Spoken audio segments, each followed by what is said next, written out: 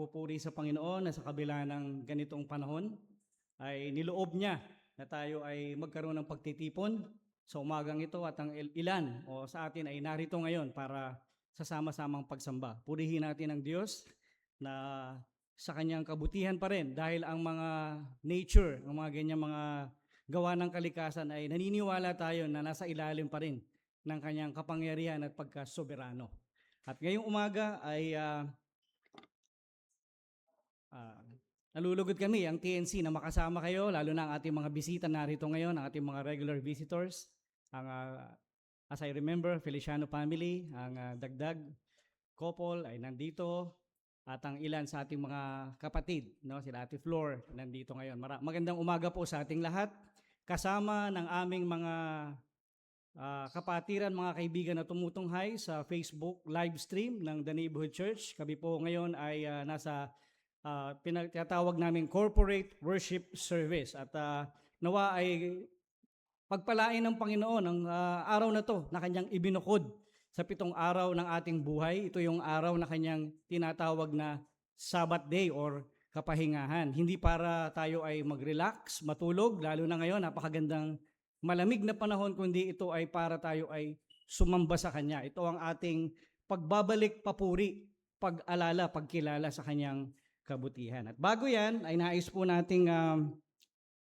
alalahanin din ang mga pagbati para sa ating mga kapatid. No? This month of August, ang mga sumusunod na mga kapatid natin na magdiriwang ng kanilang kaarawan. Siyempre si Brother Cesar, nandito na ba siya? On August 12. Si Kuya Boy, ayan, yung ating ano tawag po, Pastor? Matt and Jeff. Ito po ay hango sa comic strip na isang taong napakatangkad at isang taong katamtaman ng height. Si Kuya Boy at si Deacon Nato na magbe-birthday, twin, on August 13 after ni Cesar.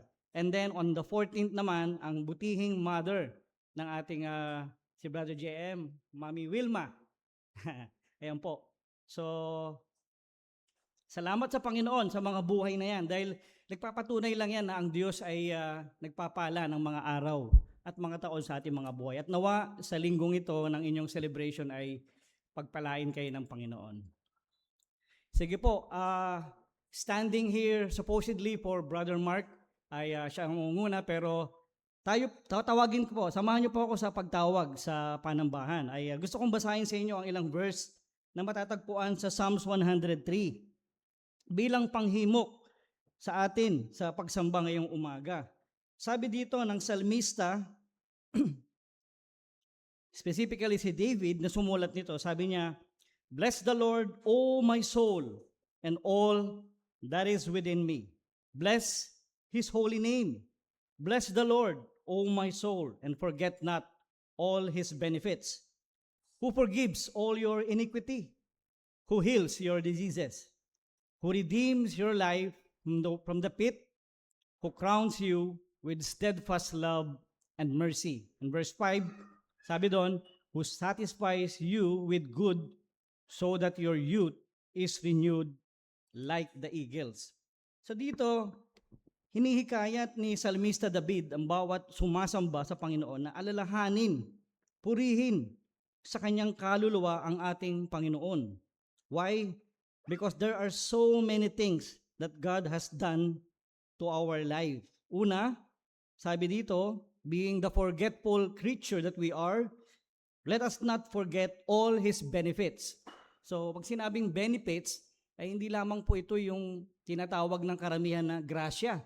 No? Sinasabi nga natin na, buti naman at binayaan ka ng grasya ng Panginoon. So, ang mga bagay, tinitingnan na mabubuti. Pero, ang mga benepisyong ito ay hindi lamang po sa mga material na bagay. No? Ang ating buhay ay patibay o katibayan ng pag-iral ng Diyos dahil sa bawat ating paghinga, sa bawat ating pagkilos, ang Diyos ang nagsusustain sa atin. Sabi din dito, lalo na to, pinatawad niya ang ating mga kasalanan. So wala nang ibang bagay na mas pinagpala ang isang tao kung hindi ang mapatawad ang kanyang mga kasalanan. And the diseases dito ay ang ating mga pagkakasala. Ito ang mga sakit o na hindi maaring gamutin ng pangkaraniwang doktor, kundi walang iba, kundi ang kapatawaran lamang na nasa Panginoong Hesus. Kaya nga, sabi niya rin doon in verse 4, siya ang nag-redeem ng iyong buhay mula sa pit, mula sa hukay. At siya ang nagputong sa iyo ng korona ng pag-ibig at kawaan. So napakabuti ng Panginoon, no? Dahil hindi lamang na pinatawad ang ating mga sala, kundi tayo rin naman ay kanyang tinubos mula sa hukay. Ibig sabihin dito, sa nagbabadyang kamatayan. And that is not only physical death, but that is referring to the spiritual death. Because sabi niya dito, ang ipinutong niya sa atin sa halip na parusa ay pag-ibig at awa. Itong awa at pag-ibig na ito ay matatagpuan natin sa ginawa ng ating Panginoong Hesus. So ang mga bagay na yan, mga kapatid, ay dahilan para tayo ay magpuri ngayong umaga pong ito. At bilang opening hymn, let us remember to sing this hymn number 50. Praise to the Lord, the Almighty, the King of creation. At tatawagin ko po si Brother Mark para pangunahan tayo sa awit na to.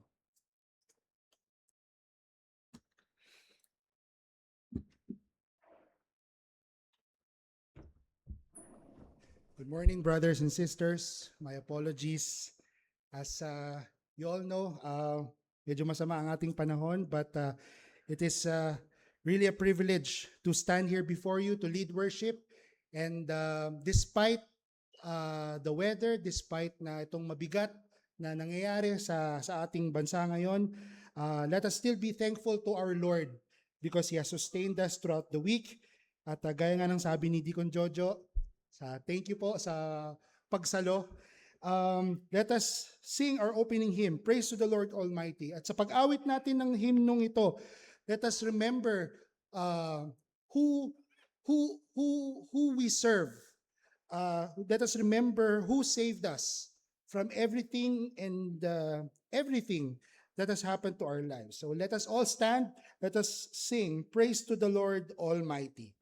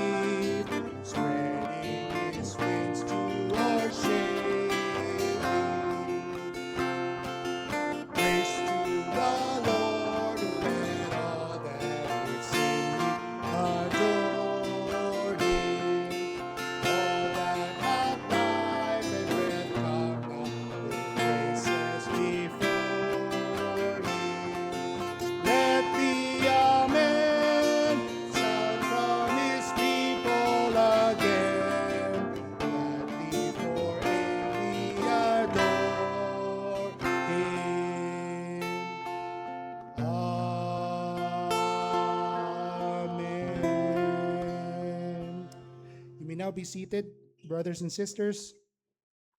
Praise to the Lord Almighty. It is such a privilege for us, mere mortals, sinners, that we get to be gathered here by our Lord. Despite itong nangyayari, itong masamang panahon na nangyayari sa atin, we are still gathered here as a church, as a family, and as a brethren, that we get to praise our Lord. And for our second hymn, let us continue praising our Lord by singing, Holy, Holy, Holy, Lord God Almighty. For our Lord deserves all the praise, for our Lord deserves all the honor that we could give as mere mortals. Let us sing, Holy, Holy, Holy, Lord God Almighty.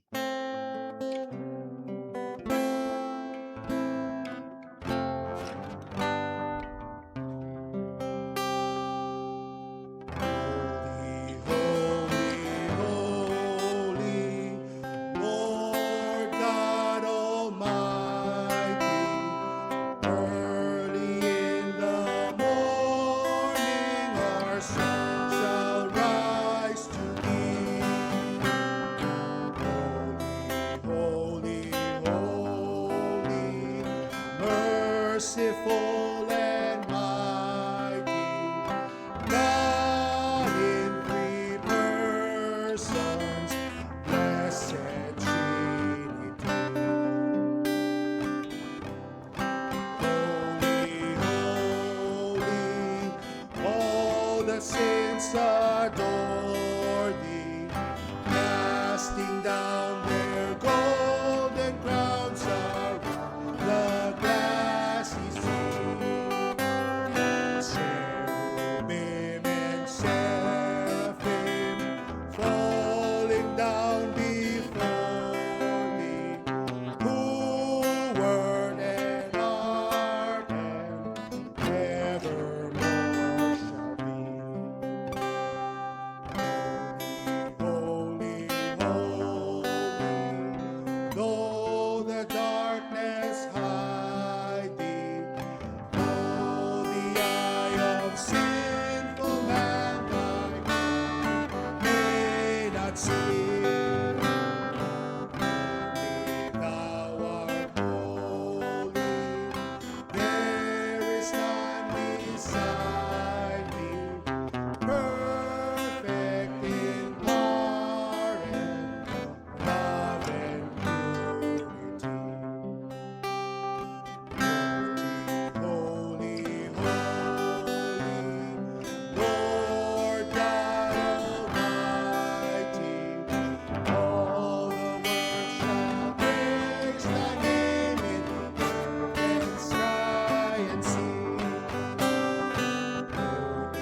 Holy, holy, merciful and mighty, God in three persons, blessed Trinity.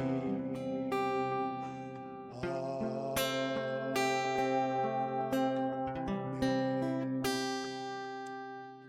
For our scripture reading, tawagin ko po si Deacon for our scripture reading.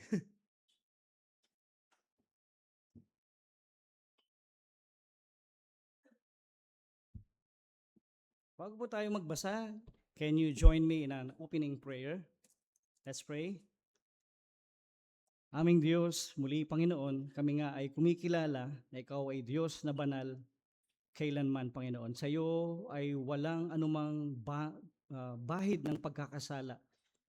Samantalang kami sa aming kalagayan ay tunay, O Diyos, na aba, marumi sa inyo pong banal na harapan. Kami po ay humingi ng awa at habag sa pamamagitan ng aming Panginoon Hesus, sa aming gagawing pagsamba, nawa ay hindi mo makita ang karungisan na to, kundi ang tinapos na gawa ng aming Panginoon Hesus sa aming buhay sa pamamagitan ng kanyang dugo na nabuhos sa krus ng Kalbaryo. Tanggapin mo po nawa ang aming pagsamba at naway makita mo ang katotohanan sa aming mga sarili na kami ay patuloy na sumasamba sa iyo dahil sa iyong ginawang pagliligtas sa amin, pagtubos mo sa aming mga sala, at ngayon ay inaalay ang aming pinakamataas na pagsamba na aming kayang gawin sa tulong ng iyong Espiritu. O samahan mo kami ng iyong presensya, lalo na sa panahon na pinapahayag ang iyong salita. At ikaw nawa ang maitaas, maitanghal sa aming kalagitnaan, magpalakas ka sa mga mananampalataya at magligtas ka sa mga kaluluwa na wala pang ugnayan sa iyo. Sa ikaw pupuri ng iyong pangalan at sa pangalan ng aming Panginoong Hesus, ito po ang aming panalangin. Amen. Kasalukuyan tayong nagbabasa sa mga chapter na kung saan ay tinatalakay ang mga huling araw ng ating Panginoong Hesus leading to His crucifixion and death. So we will notice na doon sa mga nakaraang pagbabasa natin from 26 ay sinasalaysay dito ang mga pangyayari kagaya na nabasa na natin yung Paskwa, ang ating huling Paskwa ng ating Panginoon, ang mga pangyayari sa Gethsemane. At ngayon, sa mga nakalipas, last week, ang pagdakip at paghatol kay Jesus. At dadalhin tayo niyan hanggang sa huling chapter ng 27 ng aklat ni Mateo. At doon po sa maaring tumayo, hinihiling ko po na tayo ay tumindig sa pagbasa sa wikang Filipino ng Matthew chapter 27. Babasahin po natin ang mga talatang 1 hanggang 14. Matthew chapter 27 verses 1 hanggang 14. Ito po yung ating masusumpungan. Kinaumagahan, ang lahat ng mga punong pari at ang matatanda sa bayan ay sama-samang nag-usap laban kay Jesus upang siya'y ipapatay. Siya'y ginapos nila, dinala sa labas, at ibinigay nila kay Pilato na gobernador. At si Judas Iscariote, na nagkanulo kay Jesus, nang nakitang hinatulan na ito, ay nagsisi at isinauli ang 30 pirasong pilak sa mga punong pari at sa matatanda, na sinasabi, ako'y nagkasala sa pagkakanulo ko sa dugong walang sala. Ngunit sinabi nila, ano yun sa amin? Ikaw ang bahala dyan. At inihagis niya sa templo ang mga piraso ng pilak at siya'y umalis. Humayo siya at nagbigti. Subalit habang pinupulot ng mga punong pari ang mga piraso ng pilak, nagsabi sila, hindi matuwid na ilagay ang mga ito sa kabangyaman, sapagkat dugo ang kapalit ng halagang ito. Pagkatapos mag-usap, ibinili nila ang mga iyon ng bukid ng magpapalayok upang paglibingan ng mga dayuhan. Kaya't ang bukid na iyon ay tinatawag na bukid ng dugo hanggang sa mga araw na ito. Kaya't natupad ang sinabi sa pamamagitan ng propeta Jeremias na sinasabi, at kinuha nila ang 30 pirasong pilak, ang halaga niyan na tinuring na halaga ng ilan sa mga anak ng Israel. At ibinigay nila ang mga iyon para sa bukid ng magpapalayok gaya ng iniutos sa akin ng Panginoon. Verse 11 up to 14, si Jesus ay nakatayo sa harap ng gobernador at tinanong siya ng gobernador, ikaw ba ang hari ng mga Hudyo? At sinabi ni Jesus sa kaniya, ikaw ang nagsasabi. Ngunit nang siya'y paratangan ng mga punong pari at ng matatanda, ay hindi siya sumagot ng anuman. At sinabi ni Pilato sa kaniya, hindi mo ba naririnig kung gaano karaming bagay ang kanilang ipinaparatang laban sa iyo? Subalit, hindi siya sumagot sa kanya kahit isang salita man lamang na lubhang ikinamangha ng gobernador. Diyos pong magpala sa pagbabasa ng kanyang salita. Maaari na po tayo magsiupo. Isa ito sa pinakamahirap ipaliwanag na talata dahil sa dito ay binabanggit ang buhay ni Judas. Marami sa atin ay alam na natin ang kwento, no? Sa karaniwang kwento ni Judas. So bigyan niyo po ako ng mga ilang saglit para ipaliwanag ang mga talatang ating binasa para din sa ating kapakinabangan. Una, mapapansin dito na ito yung kinaumagahan after na i-deny ni Peter ang ating Panginoong Hesus ng 3 beses at tumilaok nga yung manok. Si Judas ay isa sa mga kakilala ng ating Panginoong Hesus. Pero gusto ko nang puntahan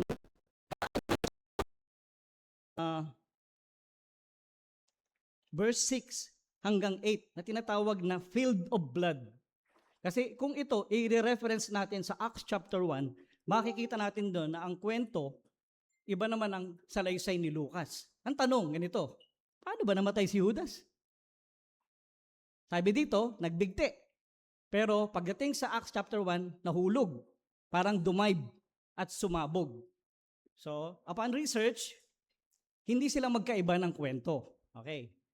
And what is the 30 pieces of silver? It is assumed na nung nakikipag-negotiate na tong si Judas sa mga Pariseo, ay alam niya na nabibili siya ng field, ng bukid. So para makita nyo yung sense kung bakit siya nagsisi na ipinagkalo niya. Kasi nakapag-negotiate, nakakita na siya ng property na bibilhin niya. Di ba?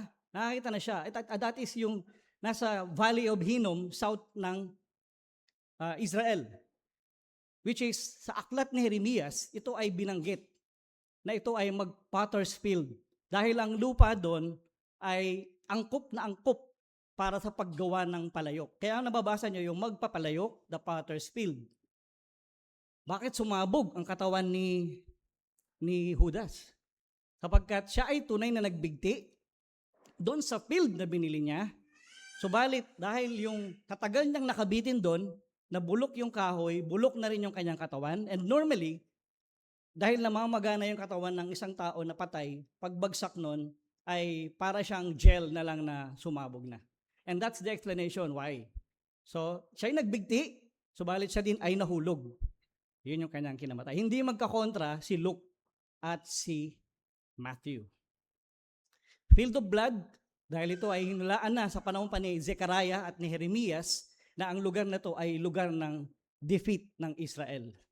And that's why it is, sabi nila, the 30 pieces of silver has no meaning at all. In fact, napakamura niyan. Pambayad lang yan sa isang slave na nasuwag ng isang hayop. So hindi siya malaking halaga, just like what we know. Hindi siya ganun kamahal.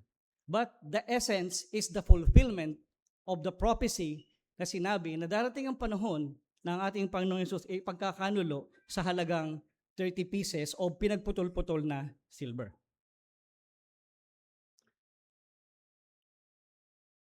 What could be the reason ni Judas?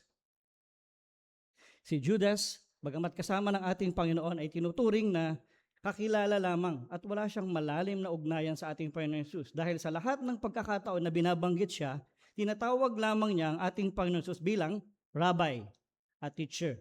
So yun lang ang pagkakakilala niya sa ating Panginoon Hesus. Never niyang tinawag ang ating Panginoon Hesus na Lord. And he didn't profess confession that He is Lord. And dahil bagamat siya'y pinili sa 12, makikita natin na pag binabanggit ang pangalan ng mga apostol o ng mga alagad na to, laging nasa huli si Judas. So pinapakita dito yung importance from Peter, James and John, etc., etc., and then Judas Iscariot who will betray him. So ang kawalan ng tunay na palalatay ni Judas ang naging pundasyon ng kanyang maling pananaw at mga maling pagkilos. Ano ang posibleng dahilan ng pagtataksil ni Judas? First, it is because of the greed ng pagnanasa sa pera ang pangunahing dahilan. Nakikita niya si Jesus na pwedeng pagkakitaan.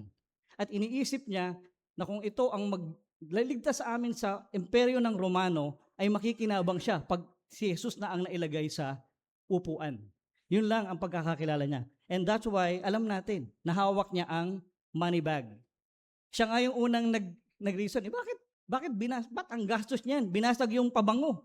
Napakalaking waste niyan. So mas mahalaga sa kanya yung talagang mga amount, mga halaga. Pero itong isang malinaw, mga kapatid. Walang malinaw na ebidensya na binalak ni Judas ang pagkamatay ni Jesus. It is never crossed his mind. Maaari ang iniisip lang niya ay kikita siya at hindi niya siniseryoso. Maaari ang akala niya hindi seryoso yung mga Romans na paparusahan ng ating Panginoon Jesus. At hindi niya alam it will lead him to death. Kaya nga ang sinabi niya, ako'y nagkasala sa dugong walang sala, an innocent blood. Yun, tinapon niya na at umalis na siya at siya'y nagbigti.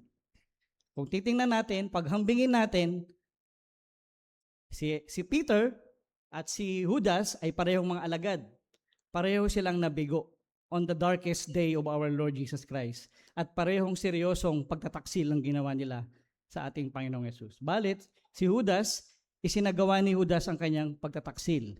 At ito ay hindi na siya bumalik kay Kristo. Samantalang si Pedro, alam natin, pinangaral sa atin na siya ay bumalik. Bagamat si Pedro, sobrang tiwala sa kanyang sarili. Yun ang dahilan ng kanyang pagbagsak. Subalit alam ng ating Panginoon Yesus na si Pedro ay babalik. So parehong nahulog pero magkaiba ang kanilang naging kwento. Ano ang aral, mga kapatid? So ang isang malubhang pagkahulog ay hindi kailangang maging katapusan ng ating buhay, spiritual. So nahulog si Pedro, ngunit siya ay ibinalik ni Kristo.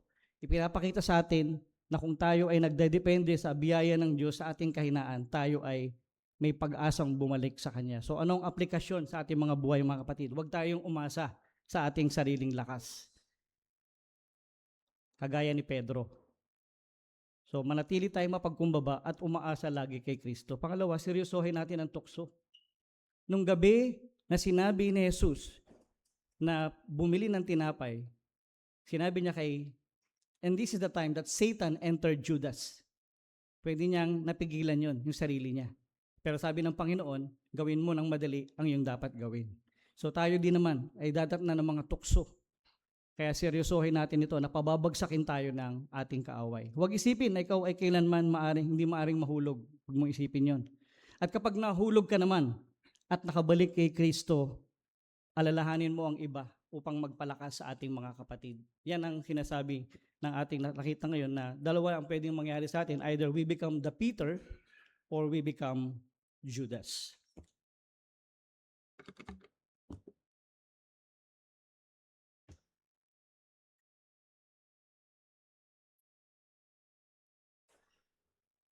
Salamat po, Deacon Joe, sa uh, scripture reading at sa konting pagpapaliwanag. And napakagandang paalala, especially yung last part na sinabi ni Deacon Joe, na bago nating tignan yung ating mga sarili, yung ating mga problema, or kung anong mga past na nangyari itong linggo na to, mga struggles natin, we are reminded constantly that let us first seek ang ating Panginoon, ang ating Creator, ang ating Sustainer at ating Redeemer. At yan dapat na maging dalangin natin this morning, going towards sa ating climax of our worship, which is listening to God's Word, na everything within us, kasi nga wala tayong kakayanan to do this on our own. We don't even have the inkling of strength.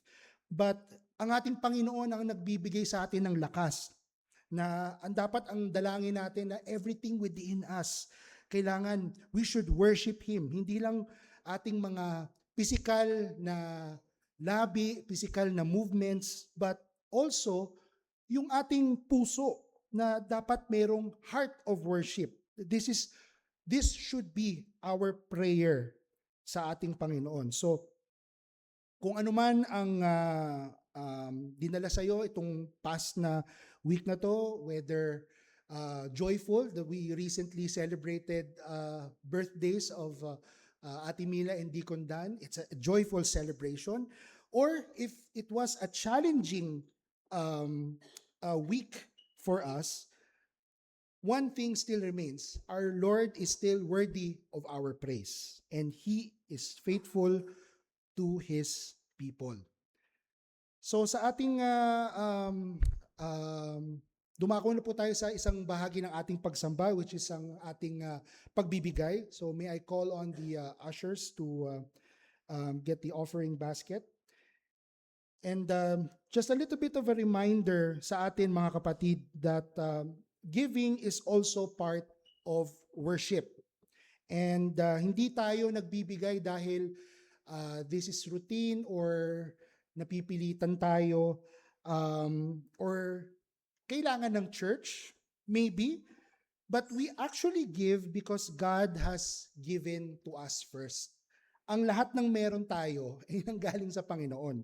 Whether ito ay galing sa ating mga trabaho, kung ito ay regalo, all of the sustenance that we receive is from God. Gaya nga ng sabi ni Paul sa 2 Corinthians 9:7, each one must give as he has decided in his heart, not reluctantly or under compulsion, for God loves a cheerful giver. So today, as we give, let us acknowledge that all we have belongs to God. And sa ating mga online viewers, if you are being moved to give and support the ministry of TNC, naka-flash po sa aming screen ang both account numbers, Metrobank and China Bank, and you can just do a bank transfer if you are compelled to support the ministry of TNC. So sige mga kapatid, let us pray. Salamat po aming Panginoon na kayo po ay tapat na nagpo-provide ng aming kailangan, and itong pagbigay namin ng portion na pinagkatiwala mo sa amin, may it be a constant reminder to us na ang lahat ng meron kami ay galing sa iyo. Sana po itong mga naipon na ay ito'y magamit sa ministeryo ng TNC, at syempre ito'y maging proclamation. Ito'y magamit sa proclamation ng ebanghelyo. And may this also strengthen the needs of this church. Turuan mo kami, patuloy mo kaming turuan na maging generous, maging faithful dito sa pagbibigay. And again, remind us constantly, O Father, that you are the ultimate provider. This we pray in Jesus' name. Amen. Bago po natin basahin ang sermon text, let us sing another hymn, My Hope is Built on Nothing Less.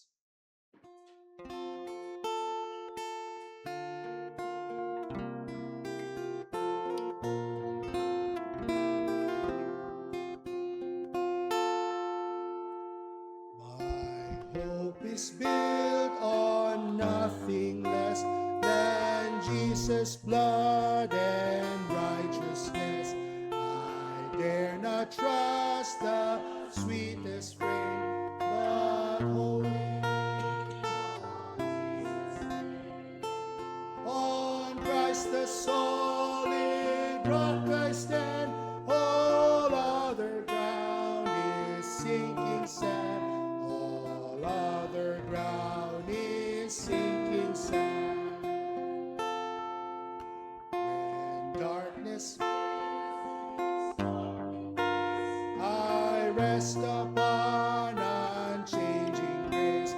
In every rough and stormy gale, my anchor holds within the veil. On Christ the solid rock I stand. All other ground is sinking sand. All other ground is sinking sand. His oath, His covenant, His blood support me in the whelming flood. When all around my soul gives way, even is all my hope and strength. On Christ the solid rock I stand. All other ground is sinking sand. All other ground is sinking sand.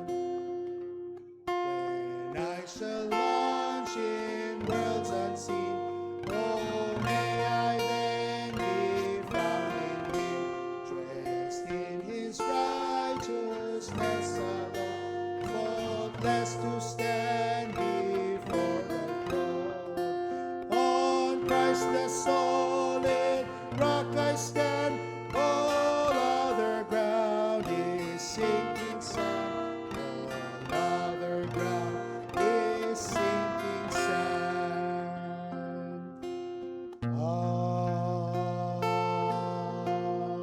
Amen. Amen. And as we read our scripture text, this will be found in 2 Corinthians chapter 1, verses 15 to 24. Again, 2 Corinthians chapter 1, verses 15 to 24. Babasahin ko po sa wikang Ingles. Because I was sure of this, I wanted to come to you first, so that you might have a second experience of grace. I wanted to visit you on my way to Macedonia, and to come back to you from Macedonia and have you send me on my way to Judea. Was I vacillating when I wanted to do this? Do I make my plans according to the flesh, ready to say yes, yes, and no, no at the same time? As surely as God is faithful, our word to you has not been yes and no. For the Son of God, Jesus Christ, whom we proclaimed among you, Silvanus and Timothy and I, was not yes and no, but in him it is always yes. For all the promises of God find their yes in him. That is why it is through him that we utter our amen to God for his glory.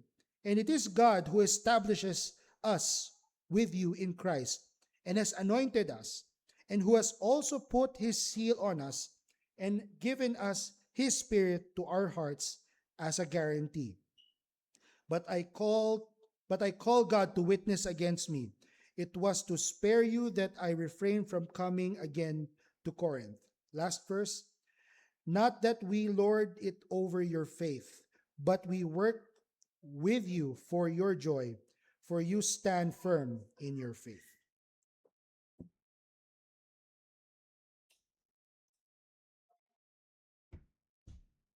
Bago po natin marinig ang pangangaral ng ating diakono sa umagang ito, si Deacon Ray, ay magkaroon tayo ng pangkalatang panalangin.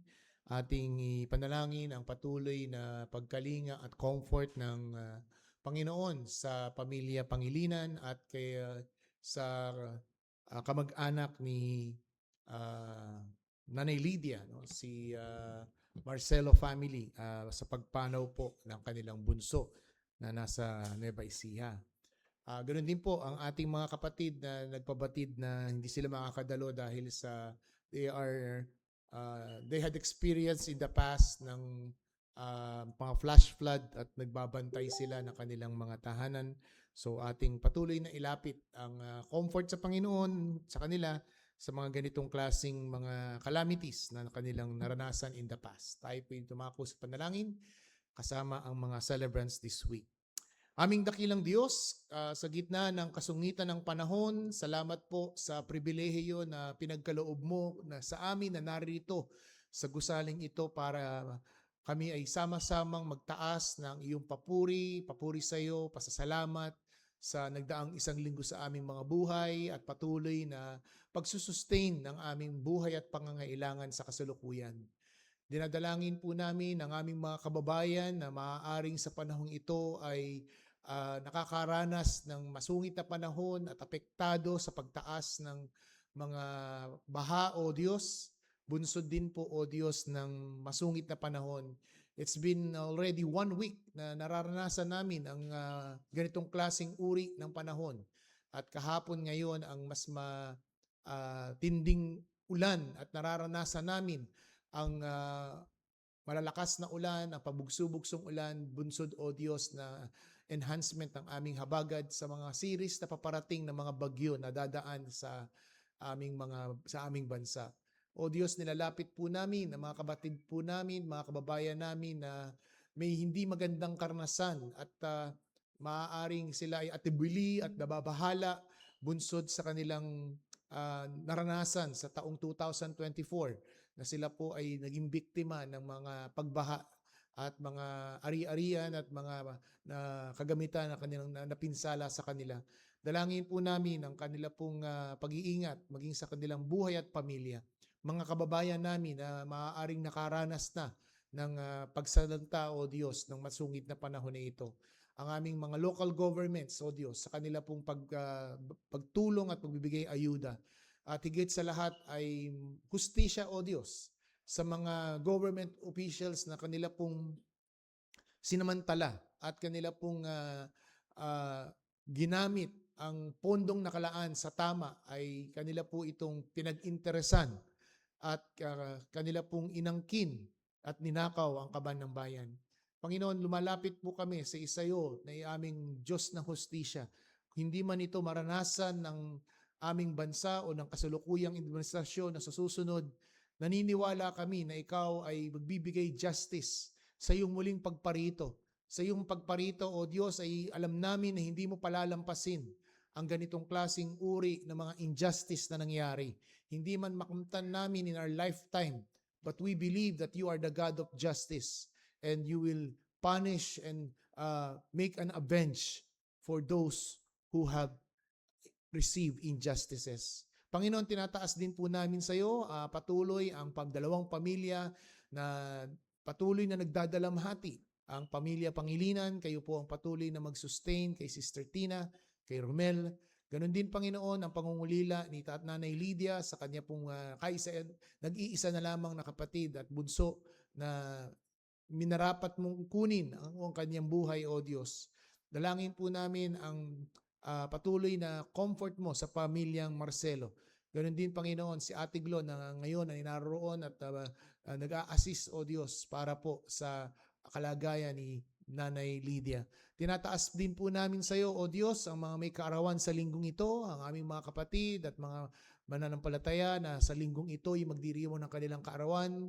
Salamat sa panibagong taon ay pinagkaloob mo kay Brother Cesar, kay Deacon Dato, kay Kuya Boy, O Diyos, na sa kanya pong kalusugan ay naway marapatin mong magkaroon siya ng recovery at maging maayos at loobin na magkaroon, Panginoon, ng opportunity makadaupang palad namin siya sa aming sama-samang pananambahan. Ganon din kay Ate Wilma, O Diyos. Salamat po sa kanilang mga buhay at dinagdag na panibagong taon. At nawa ang kanilang buhay na ito'y patuloy nilang gamitin at kasangkapanin sa pagpapuri at pasasalamat at paglilingkod sa iyo. Tinataas din po namin sa iyo, O Diyos, ang aming tagapagsalita sa umagang ito. Ang inyong lingkod na gagamitin at kami po'y nasa tugatog ng aming pananambahan. Maging pagpapala ang kanya pong mensaheng dadalhin, lalong-lalo na hindi lamang sa amin, maging sa aming mga FB Live viewers na hindi po namin nakapadaupang palad sa umagang ito. Hamunin sila, O Diyos. At ganoon din, Panginoon, sa mga patuloy na mga kaluluwang dinadala mo sa aming kalagitnaan, sa mga kaluluwang patuloy na bumabalik, hindi dahil sa any form of entertainment, kung hindi sa inyong mga salita na humahamon at nagpapalago sa aming pagkilala at ugnayan sa iyo. Samahan mo kami, Panginoon, sa buong araw na ito, maging sa aming sama-samang fellowship at sa aming pong sama-samang pananalangin mamayang hapon. Sa iyo, mataas sa papurit pasalamat sa pangalan ng Kristo Jesus. Amen. Ating pong ihanda ang ating puso't kaisipan na dadalhin ang ating tagapangaral sa umagang ito, si Deacon Ray.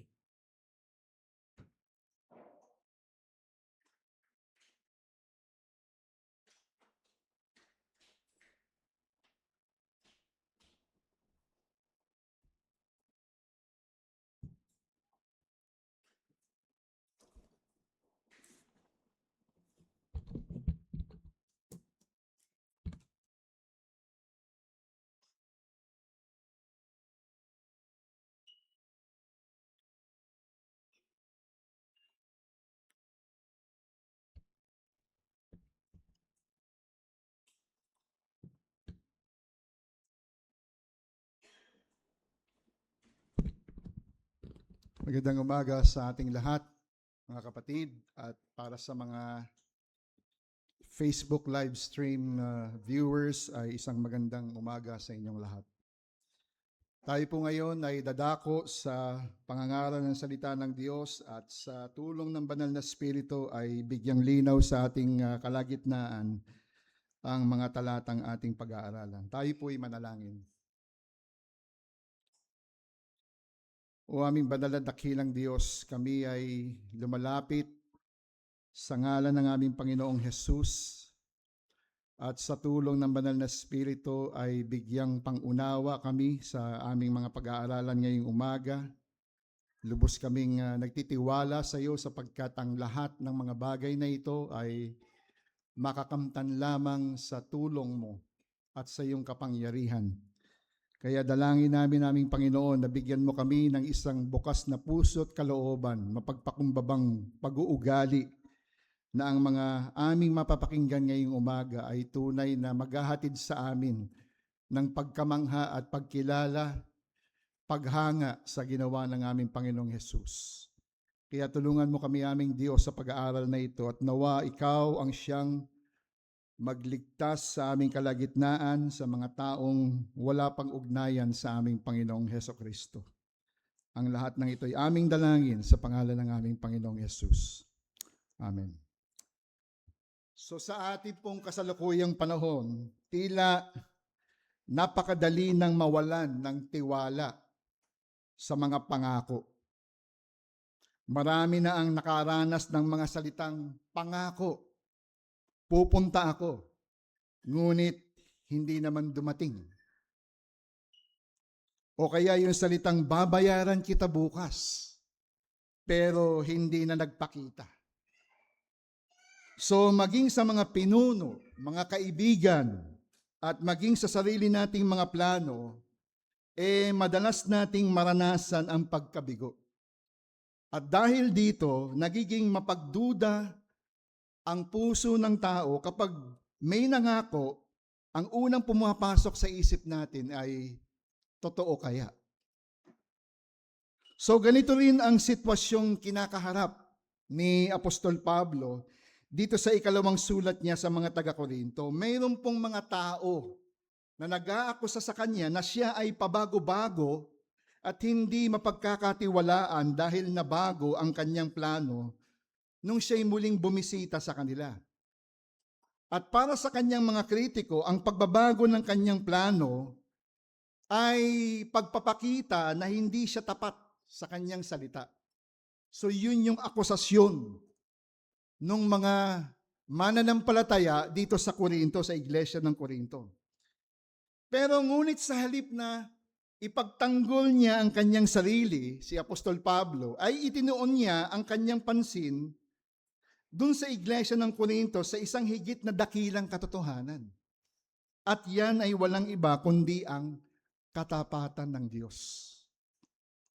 Ang argumento po ni Pablo ay malinaw. Kung ang Diyos na kanyang ipinangangaral ay hindi kailanman nagsisinungaling at ang lahat ng kanyang pangako ay natutupad kay Kristo, paano niya sadyang gagamitin ang kanyang ministeryo, ang kanyang gawain sa panlilinglang o kawalang katapatan? So makikita natin dito mga kapatid yung motibo ni Apostol Pablo. At dito sa ikalawang Korinto, talatang 1, talatang 18 hanggang 24, ay makikita natin na ang pundasyon ng ministeryo ni Pablo ay hindi ang kanyang sariling kakayahan o reputasyon, kundi ang hindi nagbabagong katapatan ng Diyos. Sapagkat dahil si Kristo ang oo sa lahat ng pangako ng Diyos, ang mga mananampalataya ay meron pong matibay na katiyakan sa kanilang kaligtasan. Meron pong katiyakan sa kaligtasan, sa kanilang paglakad sa pananampalataya at sa kanilang pag-asa sa gitna ng mga pagsubok. So habang binubuksan natin ang bahagi ito ng salita ng Diyos, tanungin natin ang ating mga sarili. Saan ba nakasalalay ang ating pagtitiwala? Saan ba nakasalalay ang ating pagtitiwala, kapatid? Nagtitiwala ka ba sa salita ng tao? O ikaw ba ay nagtitiwala sa salita ng Diyos na hindi kailanman nabibigo? So paano babaguhin ng katapatan ng Diyos ang paraan ng ating pamumuhay, paglilingkod, at pakikitungo sa iba? So bilang konteksto mga kapatid, ay ipinagtanggol ni Apostol Pablo ang kanyang integridad laban sa mga kritiko sa iglesia sa Korinto na nag-akusa sa kanya ng pagiging pabago-bago ng kanyang isip, lalong-lalo na sa pagbabago ng kanyang mga plano ng paglalakbay. Makikita natin yan doon sa teksto. Ginamit niya yung kanyang hindi nagbabagong pangangaral ng Ebanghelyo bilang patunay ng kanyang pagiging mapagkakatiwalaan. At ipinahayag niya ang katotohanan na ang lahat ng pangako ng Diyos ay oo kay Kristo. So, earlier, Paul had planned, meron siyang plano na bisitahin yung mga taga-Korinto 2 beses. Yung una, yung papunta niya sa Macedonia, at muli, going from Macedonia pabalik, ay pinlano din niyang bumisita. But after a particular painful visit involving opposition, involving rebellion from his church, he canceled the initial stop to spare both himself and the Corinthians from further grief. Bakit? Bakit niya hindi itinuloy? Sapagkat dun sa unang liham niya sa Korinto, in the first letter of Paul into Corinthians, in chapter 5 and chapter 6, mayroong kasalanan ginawa ang iglesia. At alam niyo kung ano yun? Mayroong immoralidad na nangyari. Mayroong pong sexual immorality na nangyari dun sa loob ng iglesia. At mayroong dimandahan na nangyari sa kapwa mananampalataya. Kaya ang ginawa ni Apostol Pablo ay dinisiplina niya yung iglesia. At iyon ay isang napakalungkot na pangyayari sa buhay ng iglesyang ito sapagkat mayroong disiplinang nangyari. At naging malungkot ang iglesia, kaya minarapat ni Apostol Pablo na hindi siya dumalaw dun sa lugar ng Korinto to spare them from further grief. And as we examine 2 Corinthians chapter 1 verse 18 to 24, matutuklasan natin mga kapatid, ang tatlong mahalagang katotohanan na magpapaalala sa atin kung bakit hindi dapat nakasalalay ang ating pagtitiwala sa pagkilos ng tao. Manapay, dapat ito hindi nakasalalay sa hindi nagbabagong katangian ng Diyos. So ang mga katotohanan ito ang siyang maghihikayat sa atin na magtiwala sa kanyang mga pangako, manindigan sa ating pananampalataya ngayon, at mamuhay ng may katiyakan na ang Diyos na tumawag sa atin ay laging tapat. So una, makikita natin the reliability of God's promises. The reliability of God's promises, ang maaasahang pangako ng Diyos. Makikita natin yan in verse 18 to 20. Sinabi po dito, ngunit paanong ang Diyos ay tapat, ang aming sinasabi sa inyo ay hindi oo o hindi. Sapagkat ang anak ng Diyos, si Hesukristo na ipinangaral sa namin sa inyo, sa pamamagitan ko ni Silvano at ni Timoteo, ay hindi oo at hindi kundi sa Kanya ay palaging oo. And then in verse 20, sapagkat ang lahat ng mga pangako ng Diyos sa Kanya ay oo, kaya't sa pamamagitan niya ay aming sinasambit ang Amen sa ikaluluwalhati ng Diyos. So isa sa pinakamalaking hamon na hinaharap nating lahat bilang mga mananampalataya is trusting God's promises when life does not go according to our plan. Minsan nananalangin tayo, pero ang sagot, delayed. Minsan hindi. Tayo'y naglilingkod ng tapat sa ating paglilingkod sa kaharian ng ating Panginoon. Ngunit dumadating ang mga pagsubok. Suffering comes. Tayo'y sumusunod sa ating Panginoon. Yet trials still arise. Di ba? May mga pagsubok na nangyayari. And during these moments, tayo ay nag-iisip. We begin to wonder, mga kapatid. Iniisip natin, can I really trust God's promises? Mapagkakatiwalaan ko ba talaga ang ating Panginoon? At yan yung issue, yan yung usapin na inaddress ni Apostol Pablo. Because he changed his travel plans, some in Corinth accused him of being unreliable, hindi siya mapagkatiwalaan. And they assume na kung si Pablo ay pabago-bago ng kanyang plano, marahil ang kanyang mensahe patungkol kay Kristo ay hindi rin mapagkakatiwalaan. Kapansin-pansin po ang naging tugon ni Pablo dito sa talatang ito. Sa halip na ituon niya ng pansin sa pagtatanggol sa kanyang sarili, ay ibinaling niya ang atensyon ng iglesia sa katapatan ng Diyos. Yun ang kanyang ginawa. Maaari pong magbago ang mga plano ng iglesia. Maaaring magbago ang plano ng mga tao. Ngunit sisiguraduhin sa iyo, kaibigan, kapatid, ang pangako ng Diyos ay hindi kailanman nagbabago. Hindi nagbabago ang pangako ng Diyos. Ang ating pagtitiwala ay hindi nakabatay sa kumpiyansa natin sa tao, kundi ito ay nakabatay sa hindi nagbabagong katangian ng Diyos. Kaya si Pablo ay nagsimula with a very strong oath in verse 18. Sabi niya, as surely as God is faithful, our word to you does not say yes and no.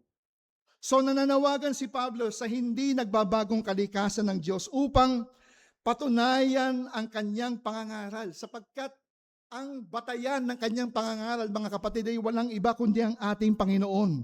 He is essentially saying that God is true, and therefore, my preaching is true. So hindi pwedeng pag-alinlanganan. God's character, mga kapatid, guarantees His promises. Ang katangian ng Diyos, ang tiyak na garantiya ng kanyang mga pangako. Kaya makikita nyo in verse 18 sa inyong mga Biblia, sabi, as surely as God is faithful. So nagsimula si Pablo sa karakter ng Diyos sa halip na sa kanyang sariling karakter. Itinoon niya ng pansin sa karakter ng ating Panginoon. At sa Biblia, sa salita ng Diyos, ang mga pangako ng Diyos ay kailanman hindi hiwalay sa kanyang katangian. Ang kanyang mga pangako, mga kapatid, God's promises are never separated from God's nature. Hindi lamang siya gumagawa ng mga totoong pangako. No. Sapagkat ang ating Diyos ay mapagkakatiwalaan. Ang ating Diyos ay tapat. At sapagkat ang Diyos ay tapat, hindi siya nagsisinungaling. Kailanman ay hindi siya nagsisinungaling. God is not man that He should lie, or a son of man that He should change His mind. In hope of eternal life, which God, who never lies, promised before the ages began. Ganyan ang ating Diyos. Hindi siya nagsisinungaling. He never changes. Hindi siya nagbabago. For I, the Lord, do not change. Therefore you, O children of Jacob, are not consumed. Hindi siya kailanman nagbabago. Ang ating Diyos, mga kapatid, ay hindi kumakalimot sa kanyang pangako. Hindi siya kumakalimot sa kanyang tipan sa atin. Know therefore that the Lord your God is God, the faithful God who keeps covenant and steadfast love with those who love Him and keep His commandments to 1,000 generations. That is the God that we serve. At dito'y pinapakita ng ating Diyos, mga kapatid, ay tapat. Ang ating Diyos always fulfill everything that He has spoken. Lahat ng kanyang mga sinabi ay kanyang tinupad. Sinabi that not one word of all the good promises that the Lord had made to the house of Israel had failed. All came to pass. Lahat ay naganap. So lahat ng mga pangako, mga kapatid, ay nakahimlay sa katangian of the one who made it, ang ating Diyos. At kapag tayo ay nagtitiwala sa ating Panginoon, mapagkakatiwalaan natin ang lahat ng kanyang pangako sa atin, lalo pat sa mga mananampalataya. Kapag tayo ay nagtitiwala sa isang tulay, we trust the strength of its foundation, di ba? Likewise, mga kapatid, when we trust God's promises, we trust the character of God Himself. Kaya pinaalala ni Pablo sa mga taga-Korinto na kung paanong tapat ang Diyos, ang ebanghelyong ipinangaral niya ay sumasalamin din sa katapatan ng Diyos. Kaya hindi maikakaila mga kapatid. Hindi siya pwedeng akusahan ng mga taga-Korinto. Pabago-bago ka lang isip, sinasabi mo, oo, ngayon hindi. Pero ang kanyang ipinangaral, ang kanyang ibinungad sa kanila ay ang katangian ng Diyos, ang mga pangako ng Diyos. Pakinggan niyo yung sinasabi ni Spurgeon. Sabi niya, he was the one who famously declared regarding the unshakable nature of the Word of God. Sabi niya, ang mga pangako ng Diyos ay mas mahaba kaysa sa buhay. Ang mga pangako ng Diyos ay mas malawak kaysa sa kasalanan. Ang mga pangako ng Diyos ay mas malalim kaysa sa libingan. Ang mga pangako ng Diyos ay mas mataas kaysa sa ulap. That is the promise of God. Just imagine, mga kaibigan, mga kapatid, signing a contract with someone known for breaking promises. Ikaw ay makikipagkontrata sa isang taong alam mo na binabali niya yung kanyang pangako. Sigurado, magdadalawang isip ka, di ba? Hindi ka pipirma doon sa kontratang iyan. Because you doubt their character. Now imagine receiving a promise from someone whose integrity has never been questioned. Sapagkat yung kanilang reputasyon ang siyang magbibigay ng kumpiyansa sa kanilang salita. Mga kapatid, ang reputasyon ng Diyos ay kailanman hindi nadungisan. That's the God that you serve. His reputation has never been stained. At sa buong kasaysayan ng Biblia, ang lahat ng mga pangako ng Diyos that He has made had already been fulfilled and will be fulfilled according to His perfect timing. Kaya ang lahat ng mga bagay, mga kapatid at mga kaibigan, ay walang nagkataon lang. Ang lahat ay nangyari ayon sa Kanyang plano. Maging ito ay kamatayan o maging ito ay pagdiriwang ng buhay, ito ay ayon sa Kanyang perpektong timing. Walang aksidente. Makikita natin that Jesus Christ is God's definite yes. Si Kristo, ang ating Panginoon, ang tiyak na oo ng Diyos. Sabi ng verse 19, for the Son of God, Jesus Christ, was not yes and no, but in Him, it has always been yes. Pagdating sa gawain ng Diyos, pagdating sa pangangaral ng salita ng Diyos, pagdating sa mga bagay na may kinalaman sa Kanyang kaharian, ang sagot ng Diyos diyan ay oo. Hindi siya hihindi. Kaya makikita natin dito mga kapatid that Paul moves from God's character to God's greatest revelation. At yan ay walang iba kundi ang kanyang bugtong na anak na si Jesucristo. Sapagkat ang ating Panginoon ang huli at tiyak na sagot ng Diyos sa sangkatauhan. Siya ang pag-asa. Siya ang sagot. Hindi siya nagpadala ng halo-halong mensahe. Hindi siya nagbago ng kanyang isip patungkol sa kaligtasan. Walang pasubali malalaman natin ang paraan ng kaligtasan ay walang iba kundi kay Kristo. Wala nang iba. Hindi nagbabago yun. Mula nang dumating ang ating Panginoong Jesucristo at sa kasalukuyan nating panahon, ang mensahe ng kaligtasan ay kailanman hindi pa nagbabago. Everything God promised throughout the Old Testament, laging tumuturo patungkol kay Kristo. So in Christ, makikita natin na ipinamalas ang pag-ibig ng Diyos. No? Makikita natin na natugunan ang katugunan o ang katarungan ng Diyos kay Kristo at ipinagkaloob ang awa ng Diyos. At malayang inialok ang biyaya ng Diyos. Yan ay lahat dahil kay Kristo, mga kapatid. So the birth, the death, and resurrection of Jesus Christ proves that God keeps His word. Siya'y tapat sa kanyang mga salita. Every promise finds its fulfillment in Christ. Natutupad kay Kristo ang bawat pangako. Verse 20 sinasabi, for all the promises of God find their yes in Him. So ito yung isa sa pinaka mayamang theological statement dito sa New Testament, mga kapatid.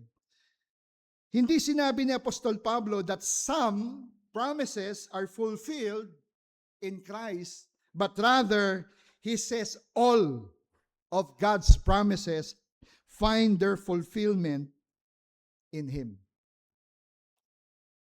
So mga kapatid, hindi ibig sabihin dito sa verse 20, hindi nangangahulugan na ang bawat pangako ng Biblia ay tumutukoy sa bawat mananampalataya sa eksaktong parehong paraan. Hindi po. Bakit? Ang ilang pangako ay ibinigay niya sa Israel, ang ilan ay ibinigay niya sa mga hari, at ang iba naman ay sa mga propeta. So ang ibig sabihin nito ni Apostol Pablo, yung kabuuang plano ng Diyos para sa pagliligtas ay natupad kay Kristo. Natupad sa ating Panginoon. Siya po ang sentro at sukdulan ng mga layunin ng Diyos sa pagliligtas. And because of Christ, mga kapatid, anong natatanggap ng mga mananampalataya? Anong tinatanggap ng isang Kristiyano? Pagpapatawad ng kasalanan.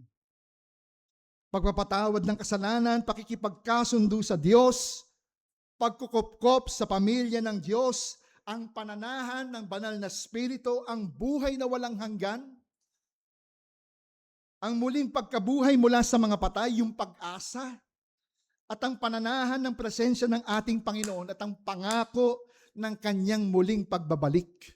Yan ang tinatamasa ng mga mananampalataya sa ngayon at tatamasahin ng mga mananampalataya sa darating na panahon.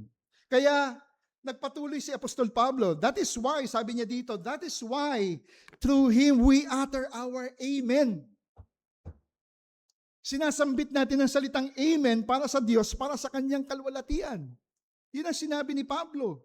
Anong ibig sabihin ng amen? Sabi niya, ito'y totoo. Totoo ito. At mangyari nawa. So sa tuwing tayo ay sumasamba, nananalangin, o pumupuri sa Diyos, ang mga mananampalataya, no, tayong mga Kristiyano, pinagtitibay natin ang kanyang katapatan dahil ang kanyang mga pangako ay tiniyak na sa pamamagitan ni Kristo. So ang ating amen, mga kapatid, ay hindi lamang basta pag-asa o amen o bukang bibig. Ang salitang amen ay isang tiwalang pagsang-ayon sa kung ano ang tiniyak na ng Diyos sa pamamagitan ng kanyang anak.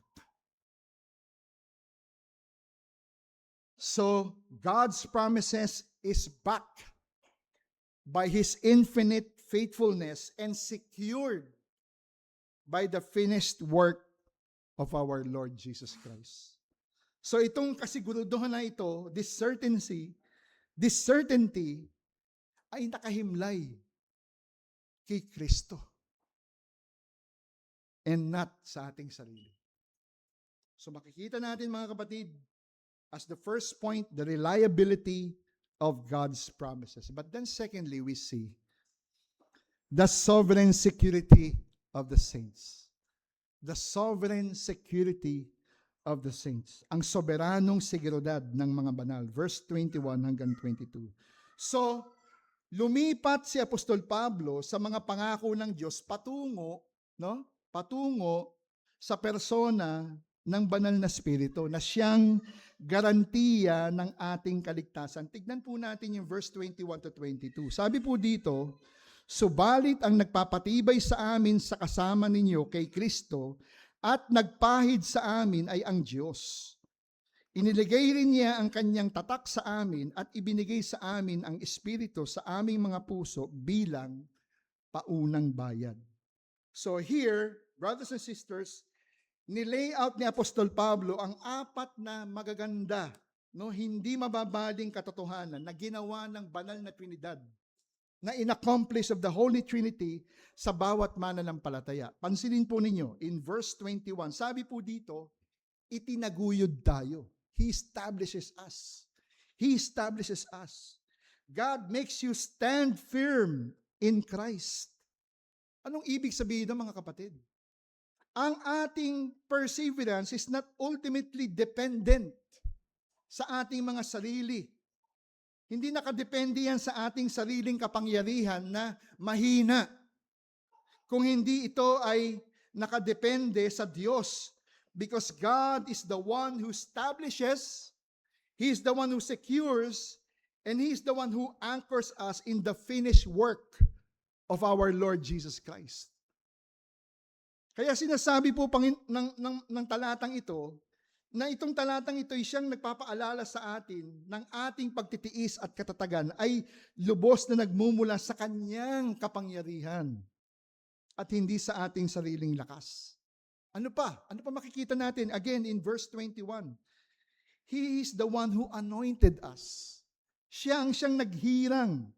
Naghirang sa atin. Siyang nagpahid sa atin. Anong ibig sabihin nun, mga kapatid?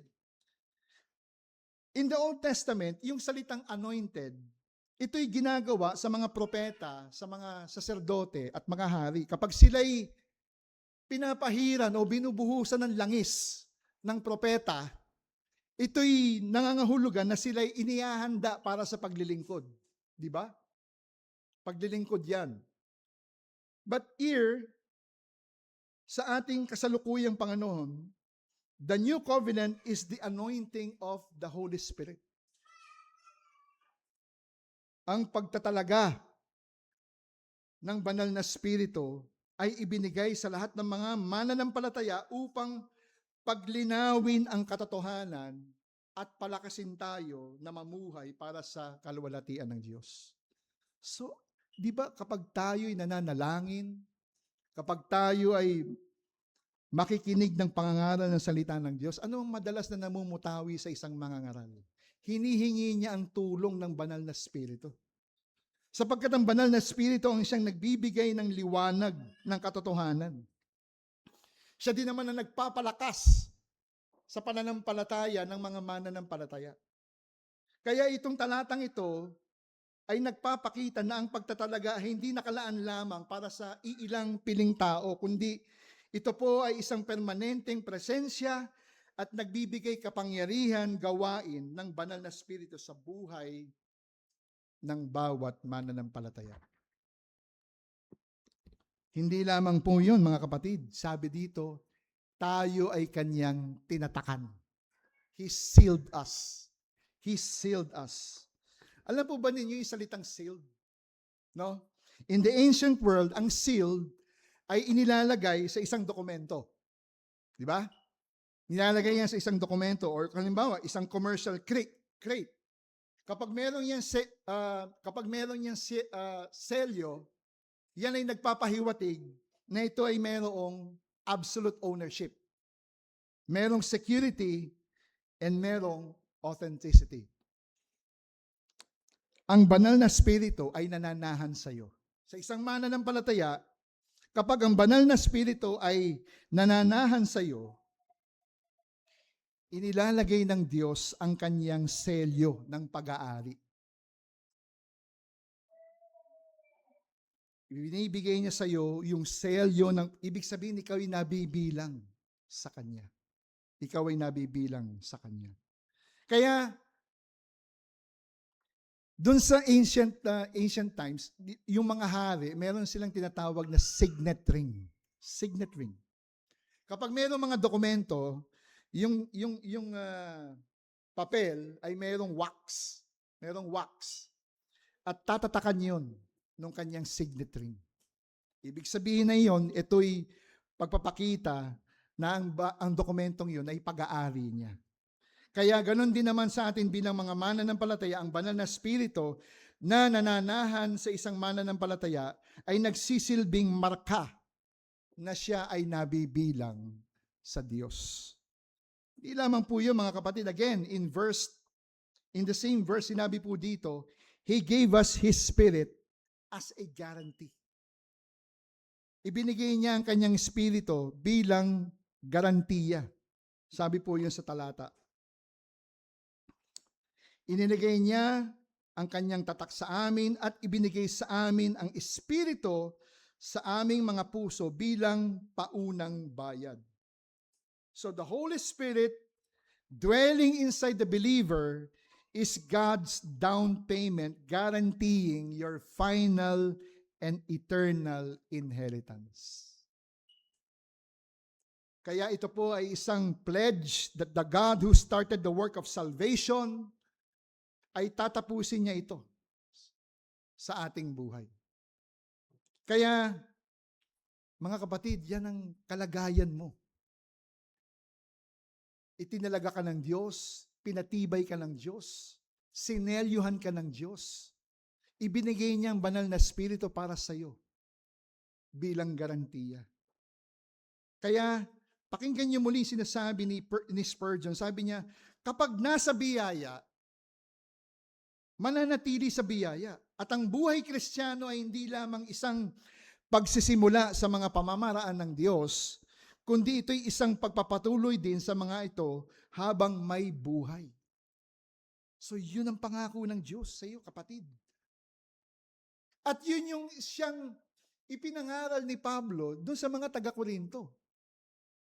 Sapagkat nais niyang bigyang kaaliwan yung mga mananampalataya. And that's the reason why he wrote 2 Corinthians. To spare them. Ipinakita ni Apostol Pablo ang kanyang pagmamahal, ang kanyang pag-ibig dun sa mga mananampalataya sapagkat sila ay nalulungkot. Sa katunayan, kung ating babalakin yung 1 Corinthians chapter 5 and 6, sa gitna ng mga kasalanan ay kinukonsinti ng mga mananampalataya yung kasalanang nangyayari. Kaya dinisiplina sila ng apostol. And to spare them of further grief, he wrote 2 Corinthians. Kaya mga kapatid, makikita natin, una, the reliability of God's promises. Second, we see the sovereign security of the saints. And thirdly and lastly, the true joy of gospel ministry. The true joy of gospel ministry, ang tunay na kagalakan ng paglilingkod sa Ebanghelyo. Verse 23 hanggang verse 24. Sabi po dito, subalit tinatawagan ko ang Diyos upang sumaksi laban sa akin, upang hindi kayo madamay, hindi na ako muling pumunta sa Korinto. Hindi sa nais naming maging Panginoon sa inyong pananampalataya, kundi kami ay mga kamanggagawa ninyo para sa inyong kagalakan, sapagkat kayo'y nakatayong matatag sa inyong pananampalataya. So finally, mga kapatid, Paul returns to his changed travel plans. So ipinakita niya na ang Diyos ang siyang saksi ng kanyang motibo. Makikita natin yan in verse 23. Na kung saan ay in-invoke ni Apostol Pablo ang ating Panginoon bilang kanyang saksi at biniglang linaw niya that he wants to spare the Corinthian church by not returning. In-spare niya. So hindi niya binago yung kanyang plano dahil ano bang reason? Dahil siya ba ay natatakot? Siya ba ay mahina ang kanyang kalooban? Hindi. Dahil ipinakita niya ang kanyang pagmamahal bilang apostol. Ayaw niyang pumunta dun sa Korinto na dala-dala yung pamalo ng pagdidisiplina sapagkat nais niyang bigyan ng pagkakataon ang iglesia upang magsisi. Upang sila'y magsisi ng kanilang mga kasalanan. Upang sa gayon, yung kanyang muling pagbabalik, ay maging panahon ng sama-samang kagalakan sa halip na kalungkutan. So yun yung purpose. Hindi dahil pabago-bago ang kanyang isip. He clarifies that the nature of his apostolic authority na makikita natin in verse 24 ay binibigyang diin na ang mga lingkod ng Diyos, ang mga lingkod po niya ay nagpapagal para sa kaligayahan ng mga mananampalataya. At hindi, sinabi po dito, not by lording it over their faith. Si Apostol Pablo ay isang shepherd siya. Meron siyang pusong pastor. Hindi siya diktador. Hindi niya diniktahan ng iglesia. Hindi niya tinanaw ang kanyang sarili bilang bihasa sa pananampalataya, kundi ipinakita niya ang kanyang sarili bilang isang mapagpakumbabang lingkod ng ating Panginoon, na nais niyang maging co-worker, laboring with them, with the Corinthian brothers and sisters. So ang kanyang layunin ng pagmiministeryo ay hindi kontrol. Ang layunin ng kanyang pagmiministeryo ay kaligayahan, sapagkat true Christian joy, brothers and sisters, ay hindi mapaghihiwalay sa pananampalataya.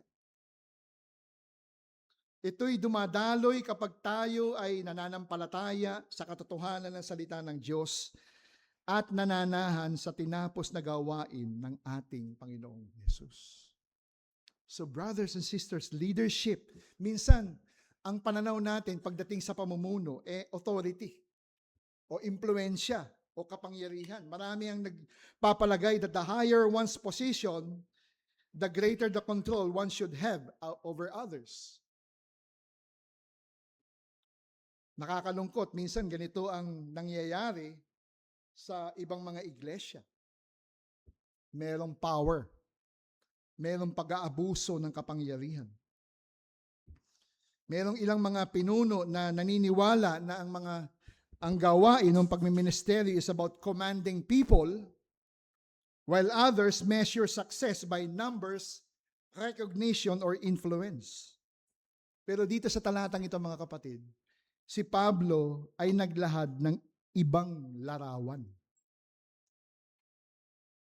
Bagamat siya po ay isang apostol na meron po siyang authority mula sa ating Panginoong Hesukristo, ipinaalala niya dun sa mga iglesia sa Corinto na ang kanyang layunin was never to lord it over their faith. Hindi pangimbabawan ang kanilang pananampalataya. Hindi yun ang kanyang naging layunin.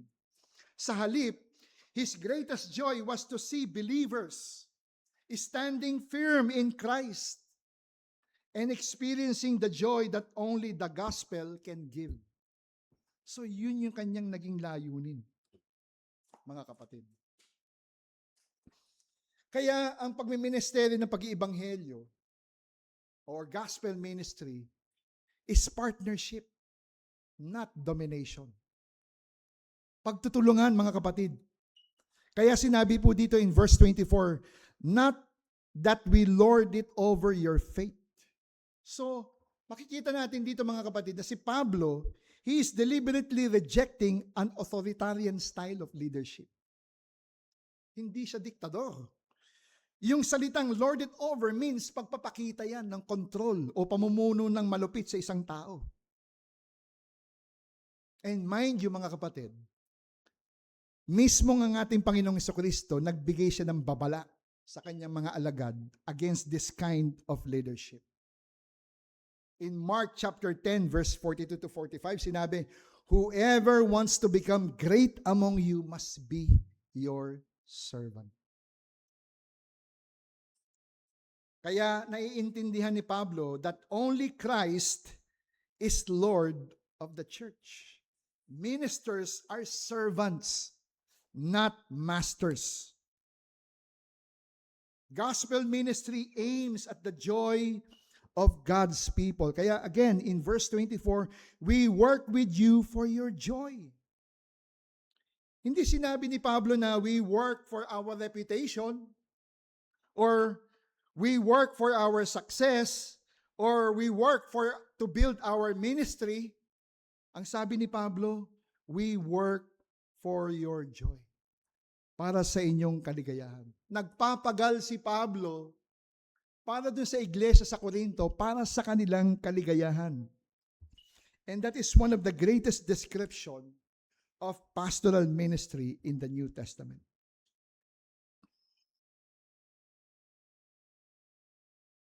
I have no greater joy than to hear that my children are walking in the truth. Yun yung ipinahayag ni Apostol Juan, the joy of the believers. Kaya, this is by way of reminder, mga kapatid, no?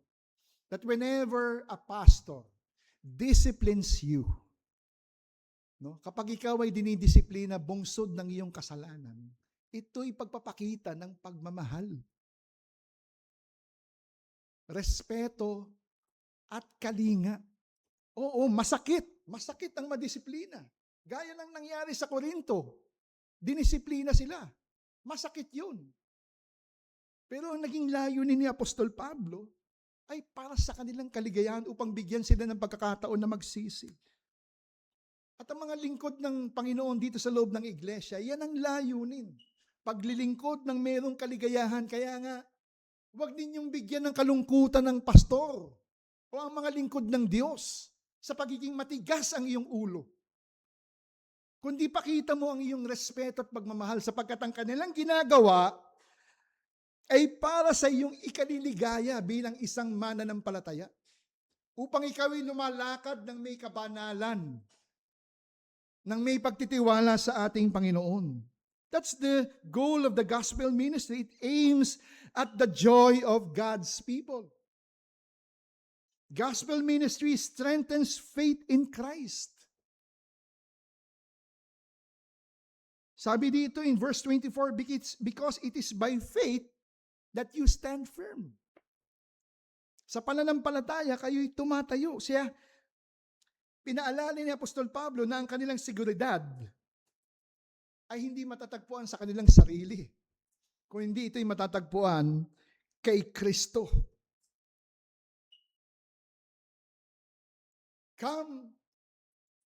Darating ang panahon, no? Darating ang panahon that ministers will come and go. Maaaring mawala. For some providence, hindi natin alam. Maaaring ang mga lingkod ng Diyos ay mawala na. Nagbabago ang programa ng iglesia, nagbabago ang mga kalagayan. Di ba? Ngunit, ito ang isang bagay na dapat mong isaisip. Hindi nagbabago ang ating Panginoong Hesus. Hindi nagbabago ang ating Panginoon. Ang layunin ng pangangaral ay hindi upang gawing palaasa ang mga tao sa pastor, kundi upang umasa sila kay Kristo. That's the goal. Di ba naalala ninyo yung isang midweek Bible class natin? Equipping the saints for the work of the ministry in Ephesians chapter 4. Na tinuturo natin doon na ang mga lingkod ay manguna. Pero ang mga miyembro hindi pala asa. Sapagkat ang tinuturo dito ay sila'y umasa kay Kristo. So nais ni Pablo na maging ganap sa Espiritu ang mga mananampalataya at matatag na nakatayo sa mga pangako ng Diyos. Yun yung sinasalamin ng Ephesians chapter 4. Sapagkat ang pinakadakilang tagumpay ng ministeryo ay hindi ang paglikha ng mga tagapanood lang. Kayong mga nandiyan ngayon, hindi kayo tagapanood lamang o tagapakinig lamang. Tinawag kayo ng Diyos upang maglingkod para sa Kanyang kaharian. Upang kayo ay maging matatag na mga alagad, upang kayo ay maging matatag na mga mananampalataya. Sabi muli ni Spurgeon, aliw na aliw ako kay Spurgeon kapag may mga ganitong quotation. Dahil siya ang talagang very divine ang kanyang mga quotation. Sabi niya po dito, ang maging tagapag-akay ng mga kaluluwa ay ang pinakamasayang bagay sa mundo. Sabi niya yun. Para kay Spurgeon. Ang maging tagapag-akay ng mga kaluluwa ay ang pinakamasayang bagay sa mundo. Bakit? Sa bawat kaluluwang iyong iaakay kay Kristo, nagkakaroon ka ng bagong langit dito sa lupa. That was Spurgeon. At anong tawag sa kanya? Soul winner nga ang tawag kay Spurgeon. At yan ay isang bagay, bagamat hindi natin sinasabi na dapat exclusive lang yan kay Ginoong Spurgeon, pero sa atin bilang mga mananampalataya, dapat ito ang lifeblood ng iyong buhay. Evangelization, gospel preaching, gospel ministry. Ang buhay mo ay dapat maging buhay na ebanghelyo habang ikaw ay nabubuhay dito sa mundong ito. So nakita na natin, no? The reliability of God's promises. Secondly, the sovereign security of the saints, and then thirdly, the true joy of gospel ministry. Now, how do we apply? Paano natin i-apply yung mga katotohanan na yan sa ating buhay? Consider these applications. Number 1, anchor your doubts in the yes of Christ. Anchor your doubts in the yes of Christ. Yes, humaharap tayo minsan, may mga spiritual dryness sa ating buhay, di ba? Parang wala tayong gana. May mga panahon na kung saan ang mga sirkumstansya natin ay nananaghoy sa ating Diyos na tila baga kinalimutan na tayo ng ating Panginoon. Minsan meron tayong mga ganyang karanasan. Pero kapatid, kapag ang iyong puso ay natutokso na magsabi ng hindi sa pangako ng Diyos, tumingin ka kay Kristo. Balikan mo si Jesus. Look to Christ.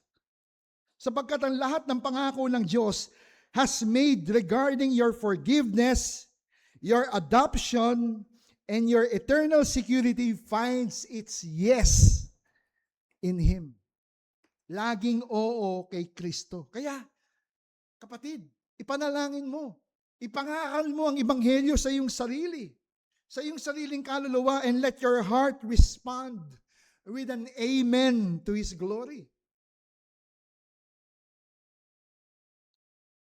Kaya sinabi ng Hebrews chapter 6 verse 19, we have this as a sure and steadfast anchor of the soul, a hope that enters into the inner place behind the curtain.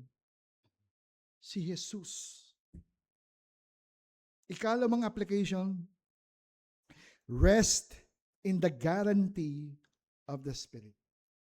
Rest in the guarantee of the Spirit. Magpahinga sa katiyakan ng Espiritu.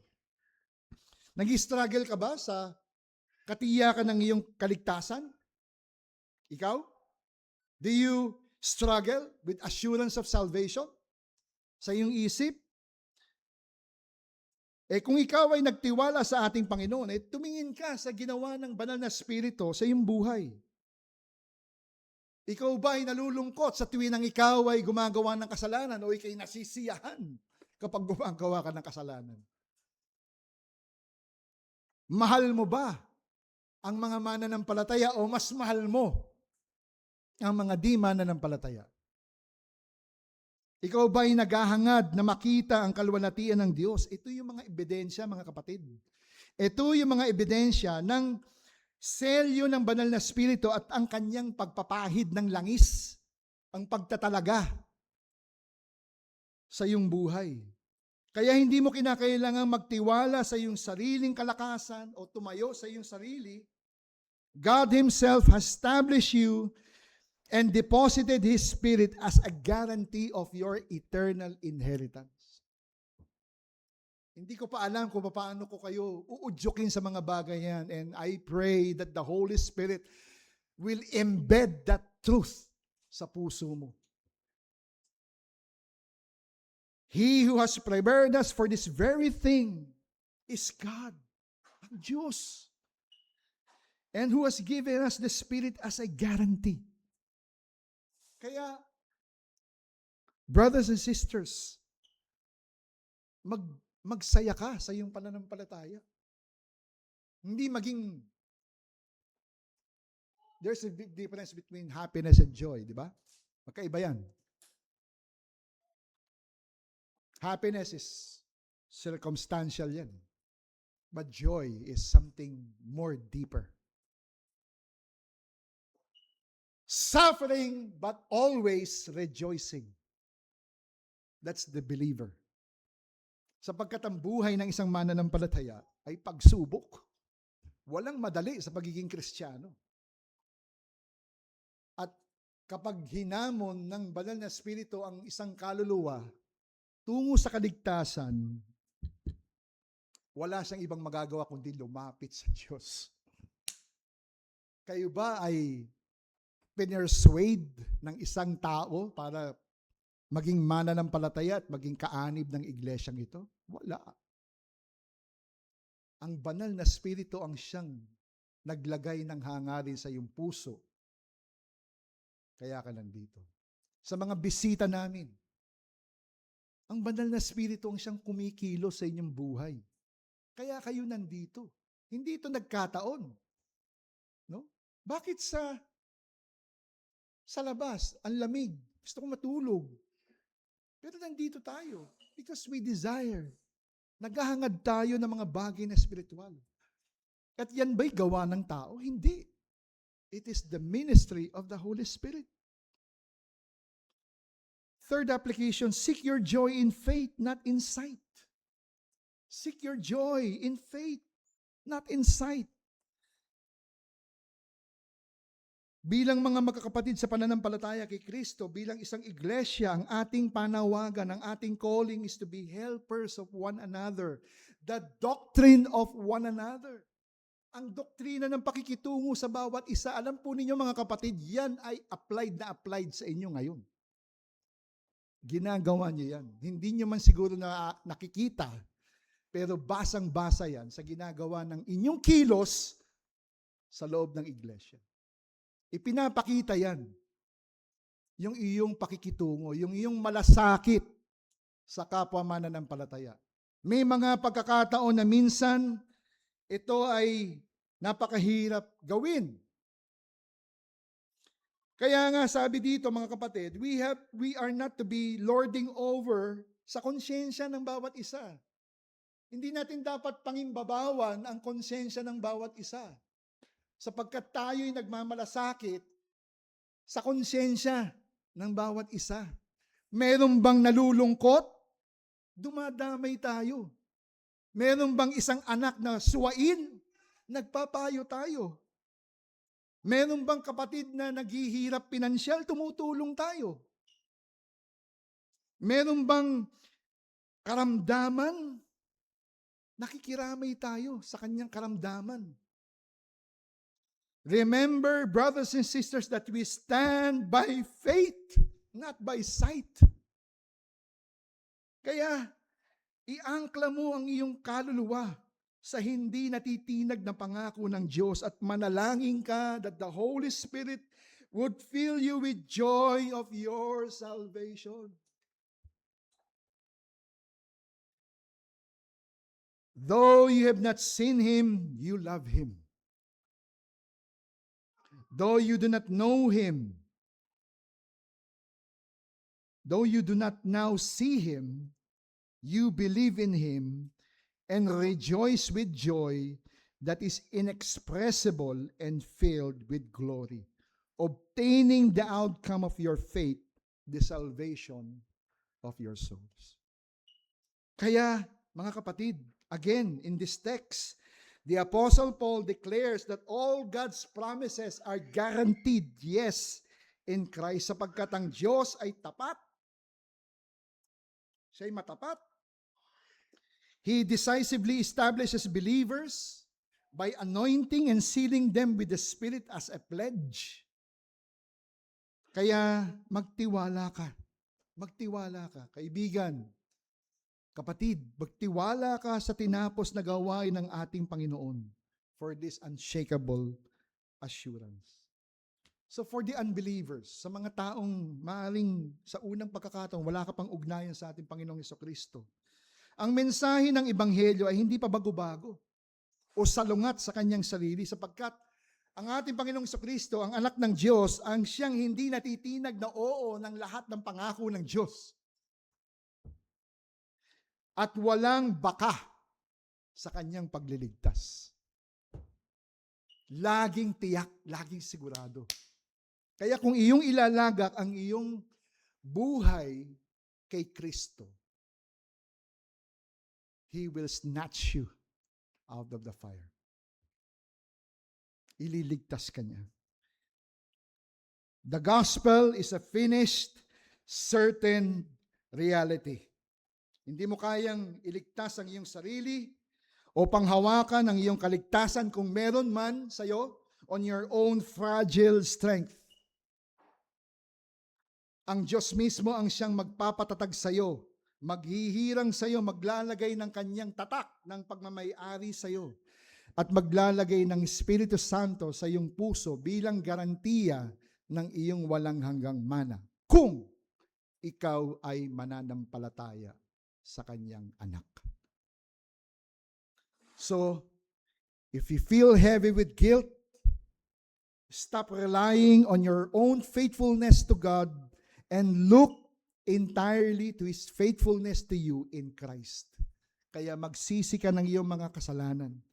Magsisi ka of your self-reliance and trust in our Lord Jesus Christ today because He is God's yes to repentant sinners. So in conclusion, mga kapatid, mga mahal kong mga kapatid kay Kristo, nabubuhay tayo sa isang mundo where people let us down and circumstances constantly shift. Nagbabago yan. No? But we serve a Creator who has never broken a single promise. Wala siyang nilabag na kapangako niya.